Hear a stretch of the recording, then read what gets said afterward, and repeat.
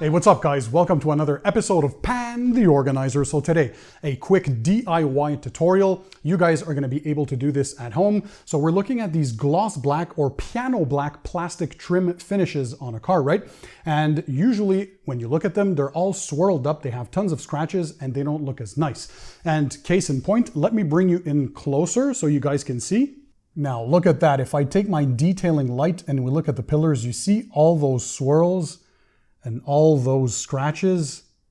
That is absolutely nasty because they're made out of this super soft material that can scratch easily, even when you're just washing or drying your car if you're not using the safe washing and drying methods. So this vehicle has been properly neglected by its owner. So we're going to restore that trim and I'm going to show you how. So you're going to need just a few basic tools, products, and equipment. And by the way, I'll leave the links to all of that in the description under the video for you guys to check them out. So all you have to do is sit back, relax, and enjoy the show. So first of all, you're going to use some masking tape. So we washed the vehicle, we dried it so it's fully clean. And then I like some 3M tape that I like to use to protect all that trim, right? You don't want the rest to be scratched when you're polishing because you're using abrasives, right? So as you can see here, we taped up the corners and the edges. Next, I'll be using my Flex PXE80. So this is a brushless, cordless mini polisher with a 3-inch head. So you can add some small pads like the Rupes. This is the yellow foam pad, the new generation. So 3-inch pad for the 3-inch head. You attach it on there, and of course, you're gonna need a polish. The one I like the most is a finishing polish. This is the Sonax Perfect Finish. So this one here, I really like because it gives, well, as the name states, a perfect finish. Hopefully you guys can see this on camera. So it has not a lot of cut, that's why it's a finishing polish, but the gloss that it gives is awesome and it's gonna take care of this gloss black or piano black trim in no time. So you're gonna you can do this by hand also, by the way, if you use a microfiber applicator and you rub up and down, left to right, perhaps a bit of circular motion, basically do a lot of coverage. It's just a lot of elbow grease. And of course, you're never gonna achieve the same level of results as you would with a polisher. So you're gonna take your polish, of course, you're gonna shake it up properly.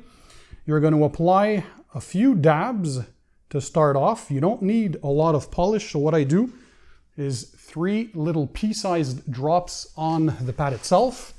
And then we're gonna prime the pad. So apply this on the surface, dab it on there. Then at low speed, we're gonna distribute the product. And now to prime the pad, you let it spin for a few seconds. So now our pad is primed. This is the proper procedure for Rupes foam pads, by the way. So it's only upon your first use when you have a fresh pad, 3 dabs, you put it on the spot, you let it spin for roughly 10 to 20 seconds. This primes the pad.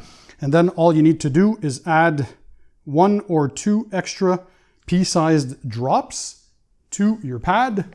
You spread that product evenly, and now we're gonna machine polish on high speed.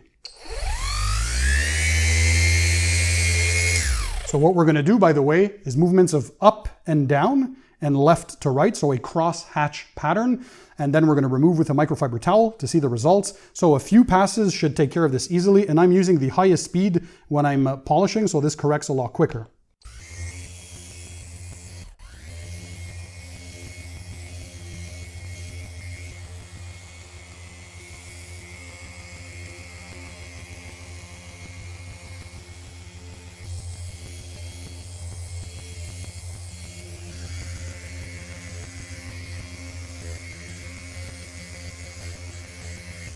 And there we go. So steady and slow arm speed does it. So a couple of passes of up and down and then a couple of passes of left to right.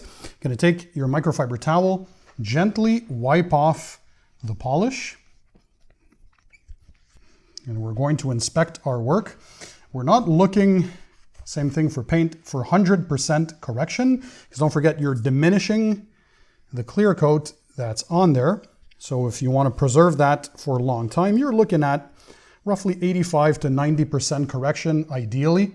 So once you're done with this, you would inspect your work. If you're satisfied, You can use an IPA or a paint prep spray to remove the polishing oils, and you can apply your protectant, so your choice of a wax, a paint sealant, or a ceramic coating. But we can already tell the results are quite dramatic. Look, as soon as you step back and you look at it, look how good this looks. Look at the difference. If we shine the light again here.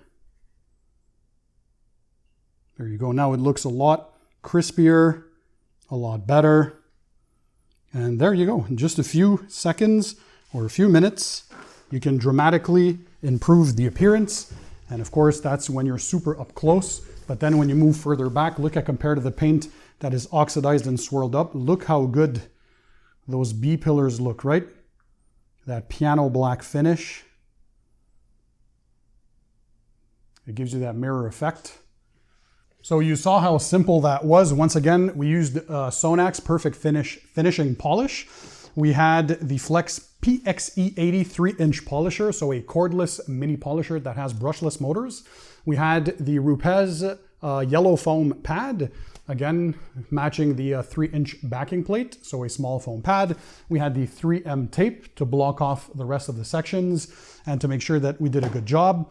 And then when you're done, once again, inspect your work. If you want more correction, you just have to restart the same steps, do the machine polishing. So up and down and left to right, do a few section passes, slow and steady arm speed, and you don't apply too much pressure. Let the pad do and the product do the work, so you're not pushing. You want to keep that pad spinning, as you saw in the video. Continuously spinning, that's what's doing the correction. And once you're satisfied, IPA wipe or paint prep, isopropyl alcohol, to remove any polishing oils. And then you simply protect that with your choice of a wax, either a liquid or a spray wax, a paint sealant, a ceramic coating, graphene coating, regardless what you want. And if you use safe washing and drying methods, well, you're never going to have to do that for at least a long while. You can do that once or twice a year, perhaps. But if you're careful, it should last a long time. And of course, this looks a lot better. So I remind you, I'll leave the links to all the tools, equipment, and products in the description under the video. Smash the thumbs up button to show me that you enjoyed this quick little tutorial. Share this video with family and friends, people who might need to learn how to do this. And if you enjoyed it, drop a comment. That always helps the channel as well. Let me know what your thoughts. What other mini tutorial would you guys like me to show you in future videos? What would you like to know how to do? Of course, let me know. And by the way, keep it tight, keep it clean, and I'll see you on the next one.